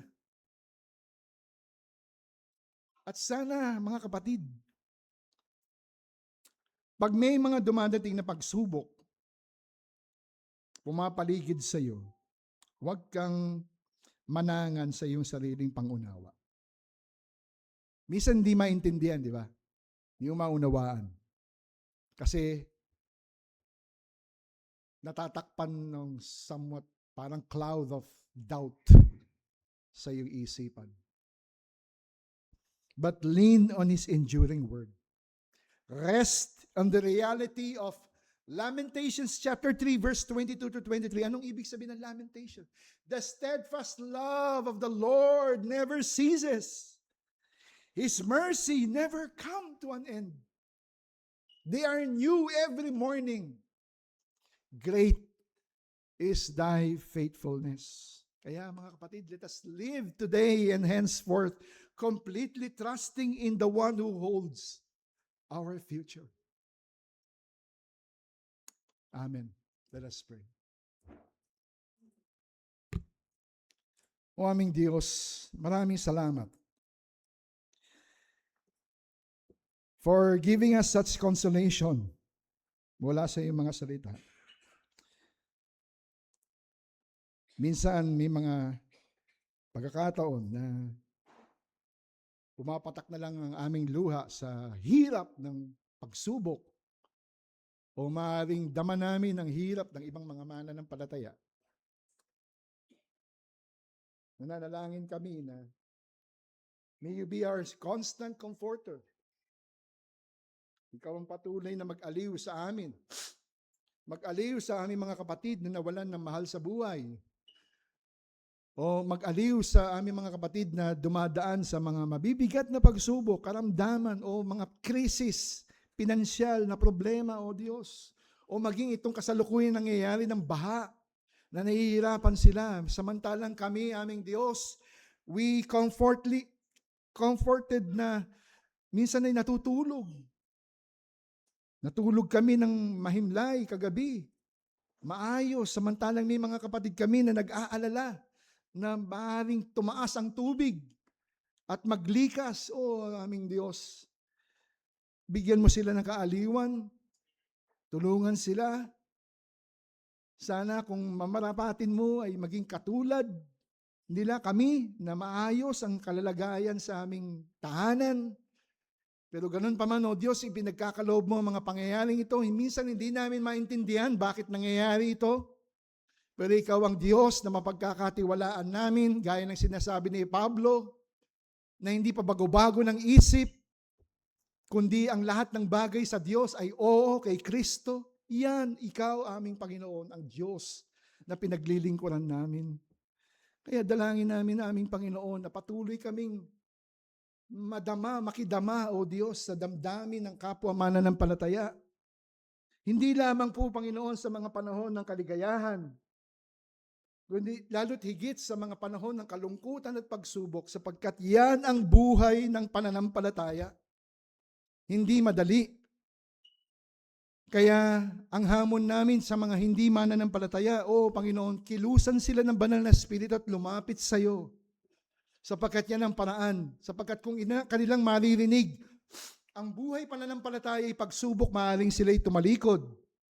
Hindi sila lalapit sa iyo, ngunit kung ikaw sa pamamagitan ng banal na Espiritu ang siyang maglalagay ng interes, ng kapangyarihan sa kanilang buhay, wala silang magagawa kundi lumapit sa iyo.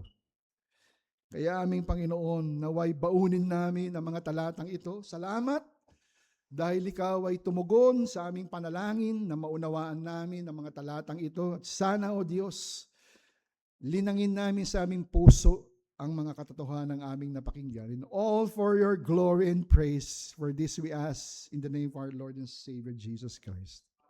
Amen.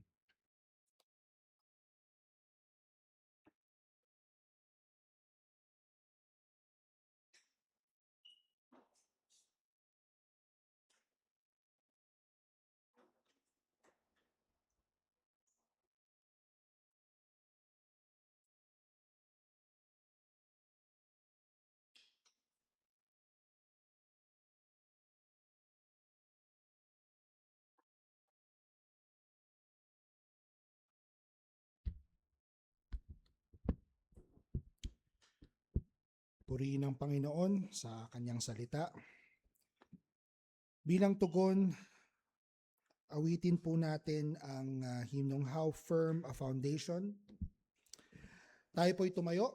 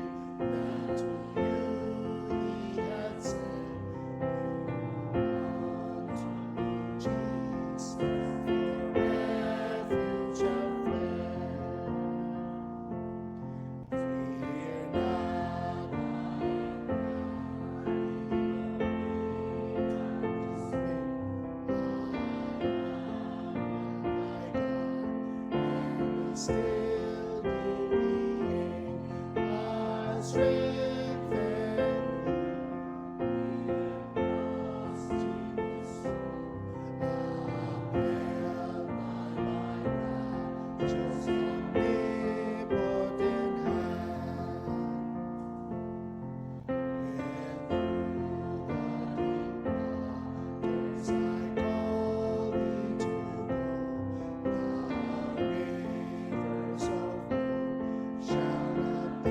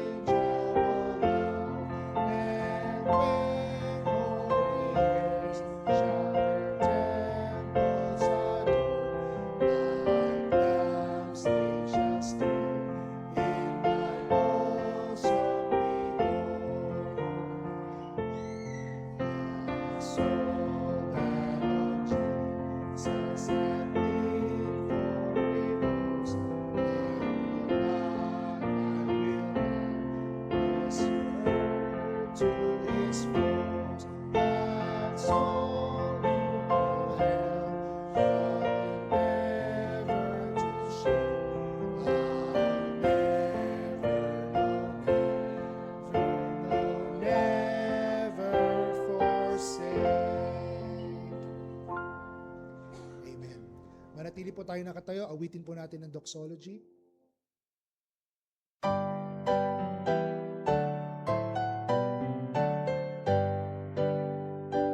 Praise God from whom all blessings flow.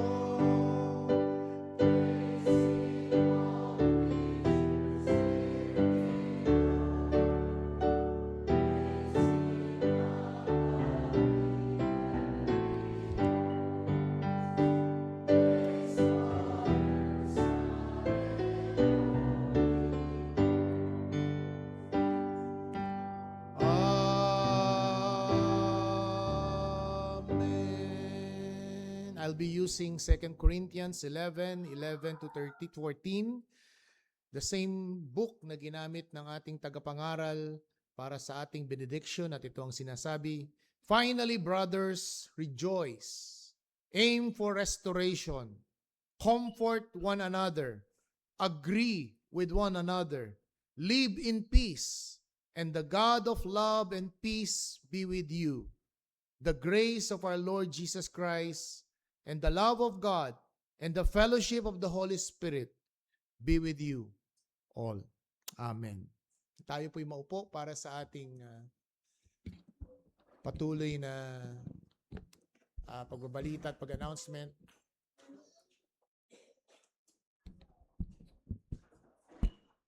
Welcome back. Yeah.